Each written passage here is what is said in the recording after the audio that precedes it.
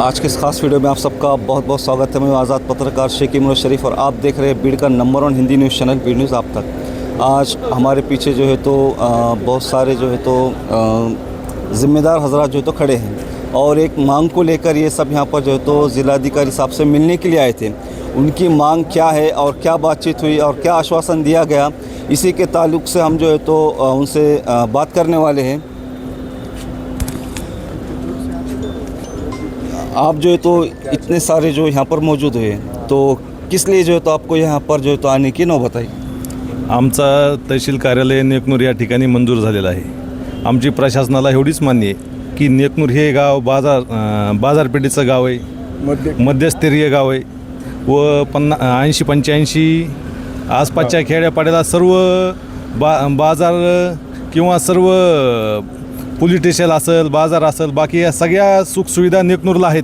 त्या कारणाने आमची सर्वाची नेकनूर पंचक्रोशीत किंवा नेकनूरचे 70-80 जे खेडेपाडे जे आहेत त्यांची सर्वांची मागणी आहे की नेकनूरला तहसील कार्यालय मंजूर तर झालेलं आहेत, पण हे थोडंफार वाडावडीत इकडे तिकडे कुणी ठराव कुणी काय, तर आम्ही बी आज जवळपास 80-85 गावाचे ठराव जोडून जिल्हा कलेक्टर साहेबाला सर्वांनी मिळून आम्ही सर्व पक्षीय निवेदन दिलेलं आहे। तो अप्पर तहसील नेकनूर में क्यों होना चाहिए? नेकनूरच्या सभोवताली 100 खेडे आहेत, आणि बाजारपेठ मोठी असल्यामुळं लोकांचं दैनंदिन येणं जाणं मोठ्या प्रमाणात आहे तिथं, आणि मोठ्या प्रमाणात असल्यामुळं तिथं हॉस्पिटल मोठं आहे, तिथं येण्या जाण्याची सुविधा आहेत आणि तुमचं पोलीस स्टेशन आहे।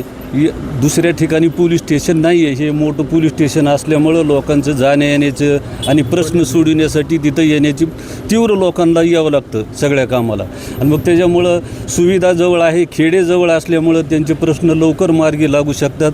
महाराष्ट्र शासनाने जी मंजुरी दिली आहे अप्पर तहसील नेकनूरला, तर त्याची अंमलबजावणी आम्ही आता निवेदन दिलं कलेक्टर साहेबांनी की त्वरित अंमलबजावणी करावी व लोकांची गैरसोय टाळण्यात यावी। मग त्यामुळं लोकांना जी गोरगरीब लोक आहेत बीडला येण्याच्या ऐवजी जवळ येऊन त्यांचा त्रास कमी होईल अशी आम्ही त्यांना निवेदन दिले साहेबांना, त्यांनी त्वरित ते मंजूर करावं आम्ही त्यांना विनंती केलेली आहे। अगर देखा जाए तो अप्पर तहसील कार्यालय को और भी कुछ गाँवों का जो है तो विरोध हो रहा है और वो चाहते हैं कि उनके भी गांव में होना चाहिए, उनकी भी एक मागणी है। नाही, त्यांची भौगोलिक परिस्थिती पहा तुम्ही, नेकनूरसारखी भौगोलिक परिस्थिती पहा। नेकनूर हे मध्यवर्ती ठिकाण आहे आणि तिथून सगळे गावं जवळ आहेत। आता जी विरोध करतात ही एका कोपऱ्याला पडलेली आहेत त्यांची गावं, त्यांचा काही विषय येत नाही तो।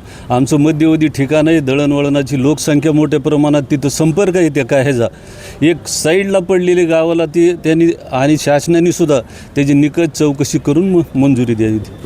जैसे कि अभी आपने कलेक्टर साहब को निवेदन दिया तो क्या आश्वासन दिया उन्होंने?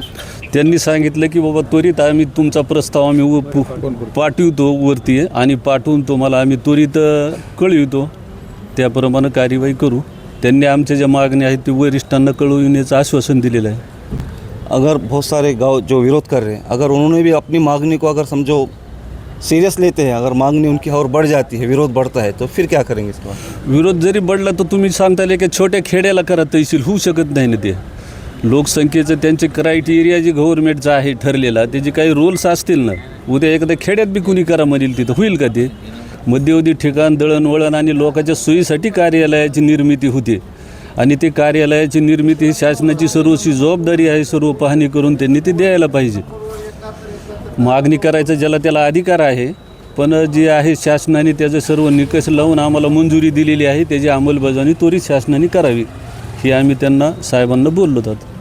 तो हमने मुख्तसर अंदाज में जो है तो इनसे बातचीत की है अप्पर तहसील कार्यालय को लेकर के। आगे के अपडेट हम आपको देते रहेंगे, देखते रहिए बी न्यूज़ आप तक।